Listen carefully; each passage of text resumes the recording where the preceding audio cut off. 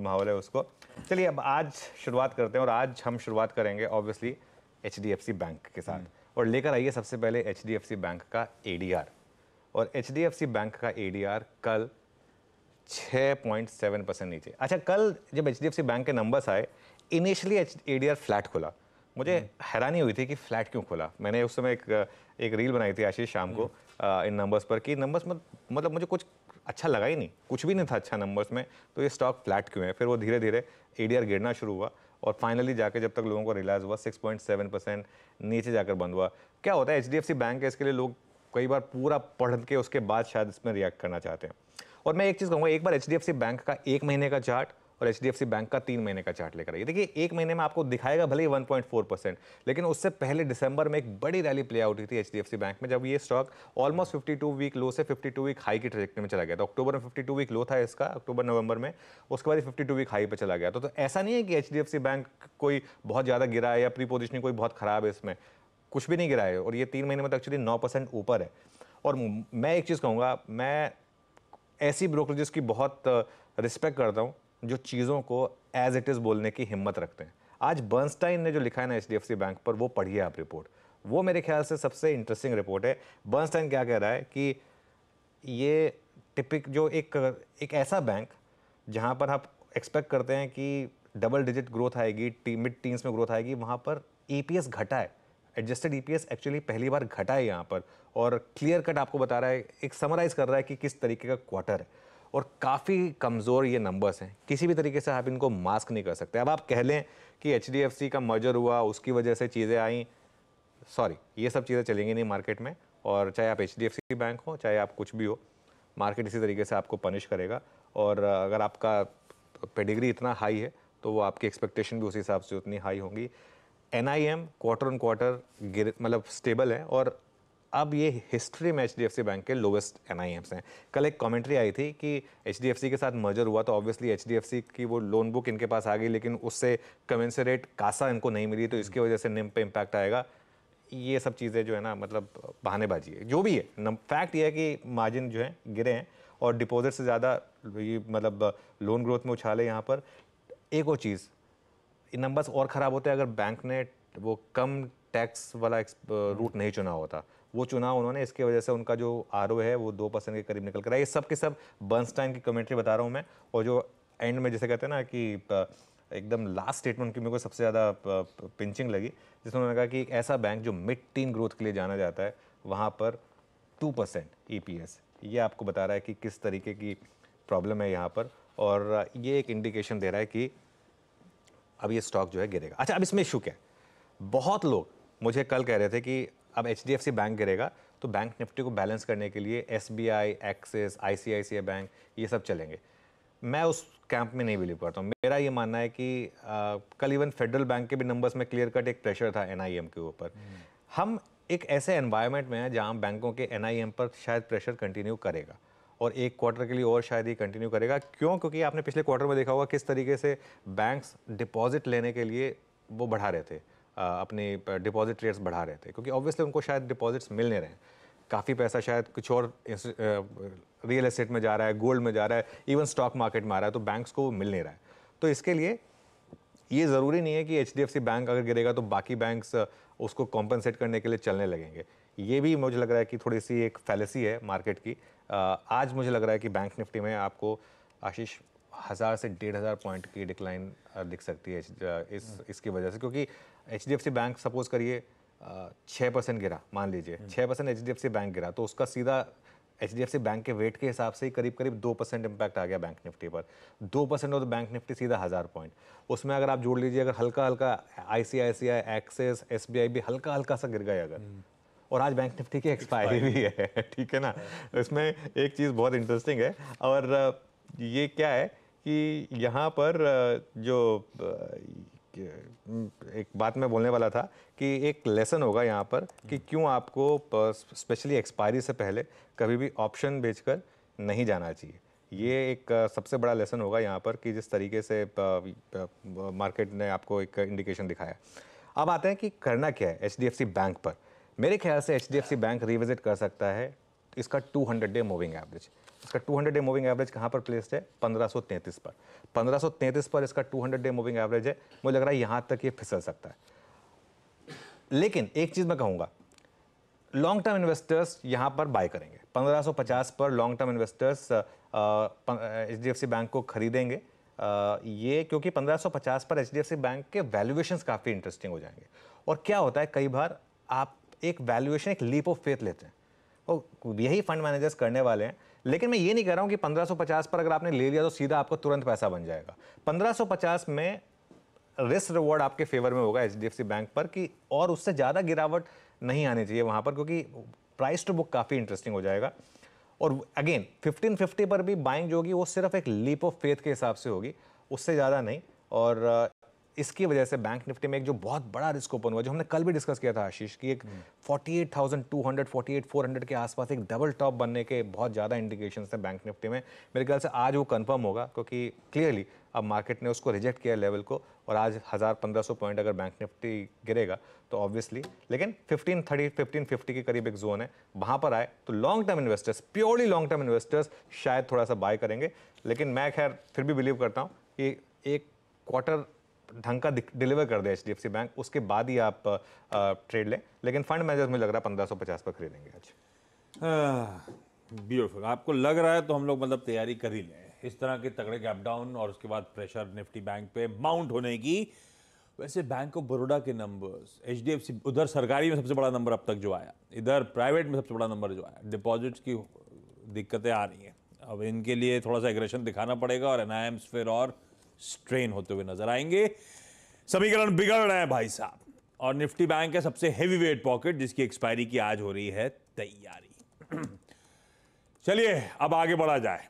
HDFC bank ने ये detail discussion हो गया, आगे भी इस पे नतीजों की थ्रेडबेयर बारीकियां जो है वो सब आगे आएंगी। लेकिन अब आज के सेशन की अहमियत तो समझ ही गए आप लोग।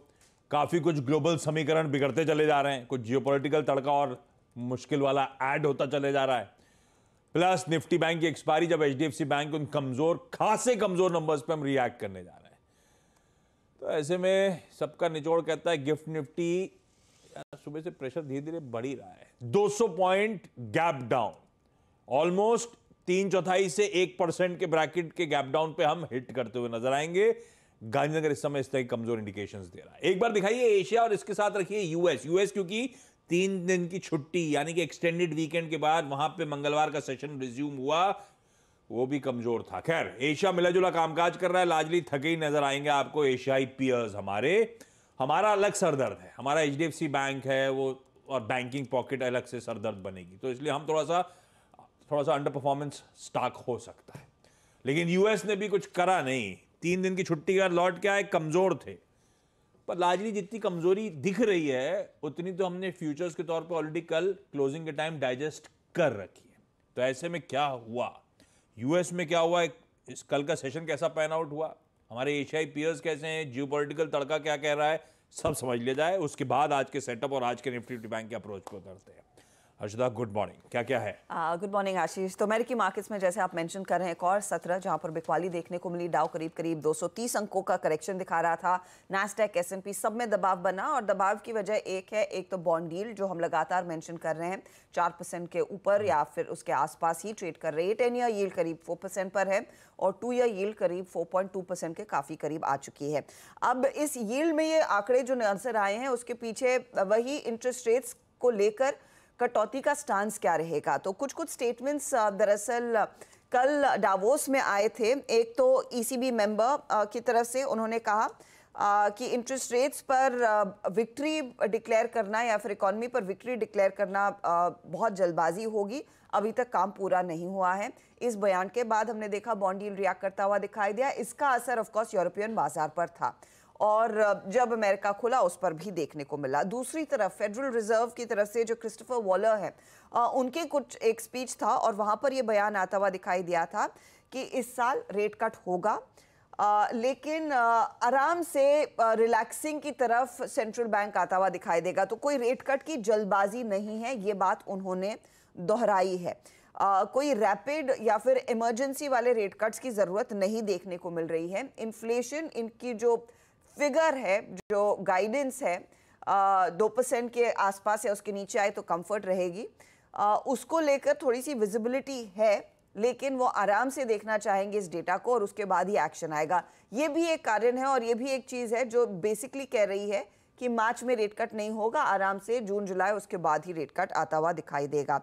वो एक चीज़ है जिस पर क्लियरली मार्केट्स रिएक्ट कर रहे हैं। स्टॉक स्पेसिफिकली अगर आप ध्यान दें, बोइंग में खासी करेक्शन देखने को मिली, कुछ और बैंकों के नंबर्स आए हैं, चाहे वो गोल्डमैन सैक्स हो या फिर आपका मॉर्गन स्टैनली। परफॉर्मेंस अच्छा है, लेकिन उस अच्छे परफॉर्मेंस पर इन स्टॉक्स में कुछ कुछ करेक्शन देखने को मिला।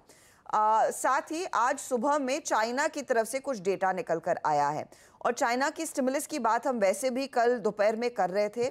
चाइना का डेटा क्या कह रहा है? चाइना की तरफ से अपडेट ये है कि इनका जो 4th क्वार्टर का जीडीपी डेटा है वो हल्का सा बिलो एक्सपेक्टेशन है। 5.3% का रॉयटर्स का फोरकास्ट था, 5.2% की डिलीवरी हुई है। रिटेल सेल्स हाउएवर दिसंबर में 7.4% बढ़कर आई हैं, 8% का अनुमान था। इंडस्ट्रियल प्रोडक्शन 6.8% पर आया है, 6.6% की ग्रोथ का अनुमान था, तो इंडस्ट्रियल प्रोडक्शन में पिकअप है।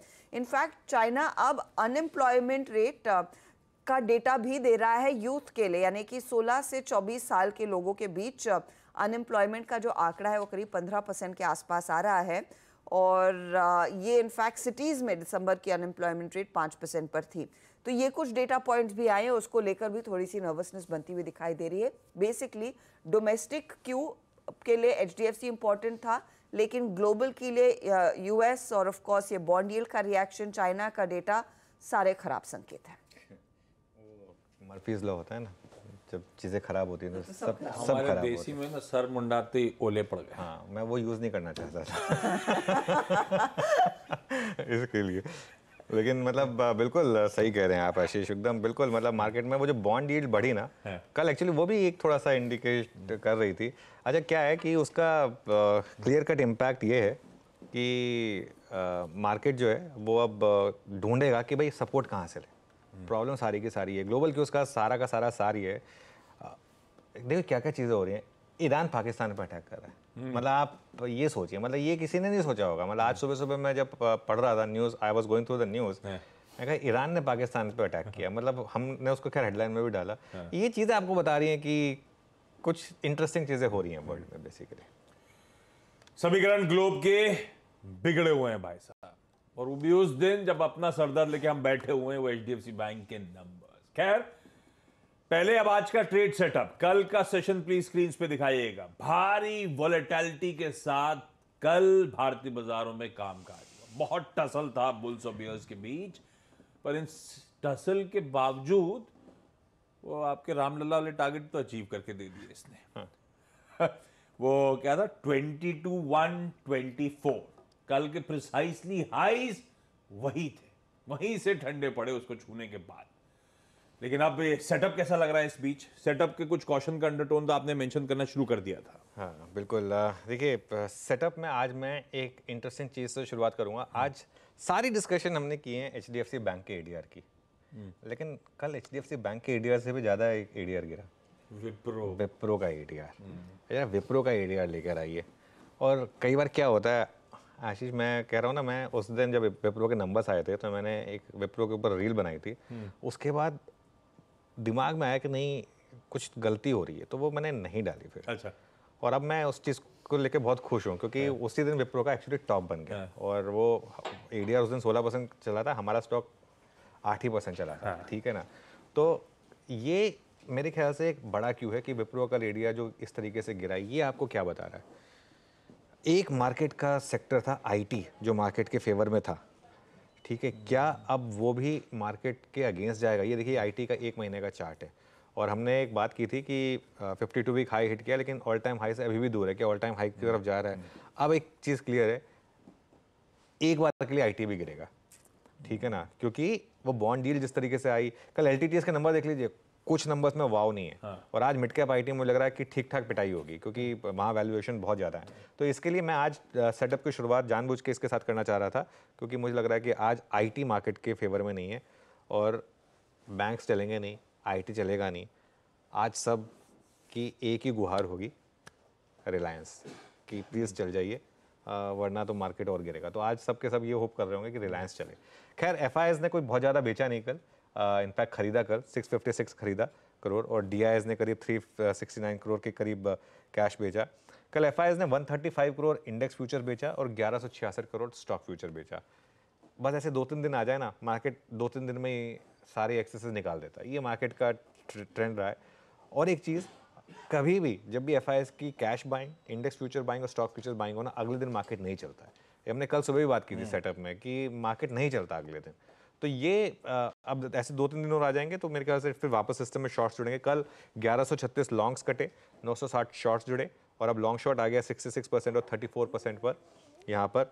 और अभी देखिए मामला क्या हो रहा है, बैन में जितने स्टॉक्स आ रहे हैं उतने ही एग्जिट कर रहे हैं, या जितने एग्जिट कर रहे हैं उतने ही आ रहे हैं। पहले बैन में जो नए आए वो डाल देते हैं, नैल्को, ABFRL और अशोक लेलैंड। और देखिए अशोक लेलैंड जैसे स्टॉक का बैन में आना अपने आप में आपको बता रहा है कितनी ज़्यादा अग्रेसिव पोजीशनिंग हो रही है इस समय। अशोक लेलैंड बैन में, मतलब चलिए ठीक है, AB फैशन पे भी समझ में आता है, अशोक लेलैंड का बैन में होना, इतना बड़ा wide free float market cap वाला स्टॉक बैन में आ रहा है। बाहर भी 3 आ गए वैसे, BHEL, एस्कॉर्ट्स और सेल। और हमारी मार्केट की एक बहुत अच्छी खासियत है, ओवरबॉट से ओवर सोल्ड या ओवरसोल्ड से ओवर बहुत जल्दी होता है, टाइम नहीं देता किसी को। इंडिया विक्स 13.57 पर आ गया, कल 1.8% नीचे आया, जो परसों इंडिया विक्स थोड़ा सा ऊपर आ गया था। और पुट कॉल रेशो देखिए 1.52 पर जो पहुंच गया था, अब वो आ गया 1.21 पर। तो ये थोड़ा सा एक मार्केट में कूल ऑफ है, लेकिन मुझे लग रहा है कि थोड़ा और कूल ऑफ की ज़रूरत है मार्केट में। बहुत बढ़िया, ये है सेटअप भारतीय बाजारों का। अब आइए सबसे इंपॉर्टेंट, हमने HDFC बैंक डिटेल में डिस्कस करा, ग्लोब बात कर ली, सेटअप बात कर लिया। सब कुछ इसीलिए धीरे धीरे अलाइन कर रहे थे क्योंकि आज के निफ्टी के अप्रोच पे उतरना है। अब उसी की बारी, क्या करना चाहिए? बहुत तगड़े गैप डाउन की हम तैयारी कर रहे हैं, शायद 200 पॉइंट के आसपास ही, कमजोरी के आसपास हम खुलेंगे, तो वो जो बड़ा रेजिस्टेंस जोन है, शायद बड़ा सपोर्ट जोन है, उसके आसपास खड़े होने वाले हैं। क्या करूंगा अब मैं? देखिए अगर तो आप कल हमारी क्लोजिंग में व्यू था कि कंजर्वेटिव ट्रेडर्स न्यूट्रल जाएं और अग्रेसिव ट्रेडर्स शॉर्ट लेकर जाएं। 3 महीने में पहली बार कल हमने एक शॉर्ट कैरी कराया है।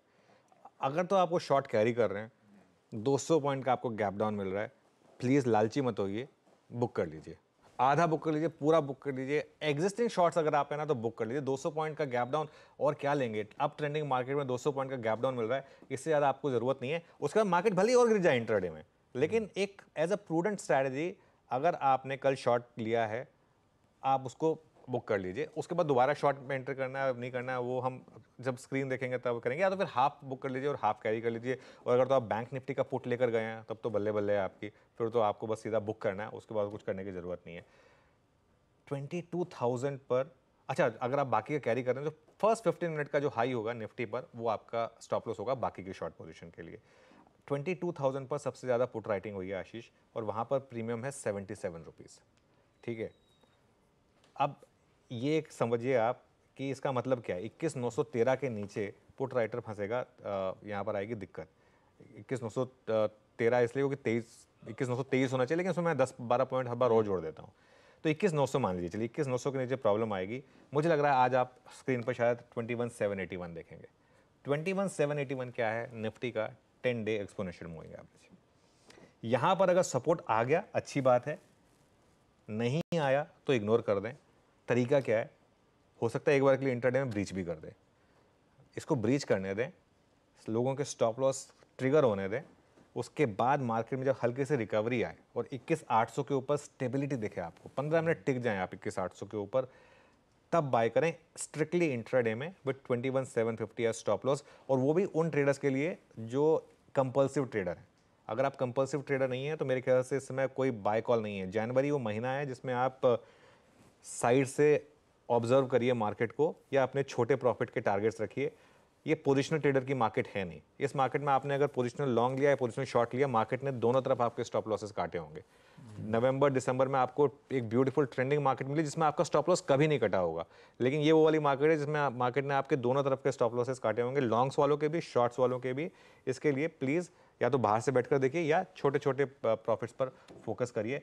सेल ट्रेड नहीं बनता 200 पॉइंट के गैप डाउन के बाद आशीष। सेल ट्रेड कहाँ बनता है? रिकवरी जहाँ फेल हो। अगर रिकवरी फेल होती है तो सेल ट्रेड बनेगा with day high as your stop loss. तो पहला low texture buy on dips का लेके चलेंगे, और उसमें भी क्लोजली, कंडीशनल है सब कुछ। वो 10 day exponential moving average breach होना, उसके बाद वापस 21,800 पे आना, 21,800 के ऊपर टिकना, तब एक तेजी का कॉल 21,750 के स्टॉप के साथ। खैर, मार्केट्स का बिहेवियर शुरुआती टिक्स के बाद मदद करने के लिए होंगे स्क्रीन पे, कंटिन्यूस सेशन में कैसे वो गाइड करने के लिए पूरे टाइम CNBC आवाज पे जुड़े रहिएगा। पर ये अपफ्रंट कमेंट्री आज के इंपॉर्टेंट निफ्टी के सेशन के लिए। निफ्टी बैंक एक्सपायरी का दिन, HDFC बैंक के नंबर्स पे रिएक्ट करना है। क्या कर रहा है अब, इसमें इंतजार करें क्या? क्योंकि HDFC बैंक तो 33% का ले ही गया और ICICI बैंक जोड़ दीजिए, कमजोरी इंडिकेशन आ रहे हैं ADR में। देखिए बिल्कुल, बैंक निफ्टी में आज सीधा 1000 पॉइंट नीचे खुलेंगे हम। हाँ। और एक चीज़ बताऊँ मैं आपको, 1000 पॉइंट नीचे अगर आप खुले, सपोज करिए, हाँ, तो 47,100 47,200 के आसपास अगर आप खुले, तो आप समझिए 47,500 पुट वाले का क्या होगा। एक बार वो पुट लेकर आइए जरा, और वो पुट देखते हैं एक बार। तो हाँ, ये आज की पुट 28 रुपये पे आप, अच्छा क्या होता है ना आशीष, आप सपोज करिए आप बंद कर रहे हैं 48,125 पर, आप सोचते हैं कि 47,500 की पुट है, क्या जाएगा मेरा क्या जाएगा, हाँ मैं बेच देता हूँ। आपने वो बेच दी 28 रुपये पे। आज इसका प्रीमियम कहाँ खुलेगा पता है आपको? 400 से 500 रुपये। अब आपने लिया क्या और अब आपको देना क्या पड़ेगा? इसके लिए कभी भी नेकेड शॉर्ट ऑप्शन में ना करें रिटेल के लिए। मैं हमेशा बोलता हूँ, बहुत लोग बोलते हैं, मैं एक सेमिनार में गया था, वहाँ पर एक लेसन चल रहा था कि ऑप्शन सेलिंग में बहुत पैसा है, ऑप्शन सेलिंग से बहुत पैसा बनता है। अरे भाई साहब प्लीज़ रिटेल को ये सब मत बताइए, वो बहुत पैसा गंवा सकता है। इसके लिए ये आज की जो ट्रेड है ये एक लेसन होगा कि दोबारा कभी भी नेकेड ऑप्शन ना राइट करें। वो लाइन है क्या, वो दिखा दीजिए लाइन जो मैंने स्पेशली लिखी है इसके लिए। ये अगर आपने बेचा भी था ना वो पुट ऑप्शन, एक बार के लिए 28 रुपये आपने कमा लिए, चाहे आपने के 28 रुपये कमा लें, और कुछ नहीं ना, वो 48,200 की पुट जितने में भी मिल रही है, 3 रुपये में, 4 रुपये में, वो लेके ना अपने आप को हेज कर लें। कम से कम आपका एक वर्स्ट के सिनेरियो में लॉस प्रोटेक्टेड होगा, ठीक है ना। तो ये हमेशा मैं बोलता हूँ कि कभी भी प्लीज़ नेकेड ऑप्शंस बेचकर मत जाइए, ये रिटेल के लिए नहीं है नेकेड ऑप्शंस बेचना। आज हम टेस्ट करेंगे निफ्टी का 20 डेमा 47,554, मेरे ख्याल से उसके नीचे ही खुलेंगे वैसे, खैर, और वो ऑप्शंस बेस भी है और उसके नीचे खुलने की तैयारी हो रही है। और नेक्स्ट सपोर्ट आएगा सीधा अब आपका 50 डेमा पर। वो कहाँ पर प्लेस्ड है? 46,678 पर। 46,678। मैं तो आज बैंक निफ्टी में कोई थॉट भी नहीं रखूँगा बाइंग करने के जब तक आप कोई स्टेबिलिटी नहीं आ जाती है, और स्टेबिलिटी आ भी गई तो भी वो 46,678 के आसपास अगर आ जाए और वहीं पर फिर आप एक स्टॉप लॉस रखें। वैसे तो मुझे आज लग रहा है इंट्राडे में आज आपको शॉर्ट पोजीशन में इंट्राडे में भी पैसा बनेगा। हर हल्की सी माइनर रिकवरी कंसोलिडेशन में पुट ले लेंगे ना, उसमें भी मुझे लग रहा है कि पैसा बनेगा आपका। आज बैंक निफ्टी होगा mercy of the fund managers. आज सब होप कर रहे होंगे कि कोई ना कोई आके बस ले लेने चाहिए HDFC बैंक, ले लेने चाहिए ICICI बैंक, किसी तरीके से हमको बेल आउट कर दे। तो आज HDFC मतलब आज बेसिकली अगर तो HDFC फंड मैनेजर्स ने कहा कि चलिए बहुत गिर गया HDFC बैंक, अब हम खरीदेंगे इसको, तो हो सकता है कि बैंक निफ्टी में रिकवरी आ जाए। अगर नहीं तो आज मुझे लग रहा है कि बैंक निफ्टी की अच्छी धुनाई होगी। भैया ठीक है, फंड मैनेजर्स पे अब सब डुगडुग लगाए बैठिए, नीचे अगर एक्यूमुलेट करने लगे तो बच गए सब के सब। खैर, ये है समीकरण निफ्टी बैंक का, ये है ब्यूटीफुल स्ट्रैटेजी। आज के बहुत इंपॉर्टेंट सेशन, इंपॉर्टेंट था लेकिन ग्लोबल समीकरण ने उसे बहुत इंपॉर्टेंट बना दिया। खैर, CNBC आवाज का आज वेडनेसडे का मॉर्निंग पैनल रेडी हो रहा है।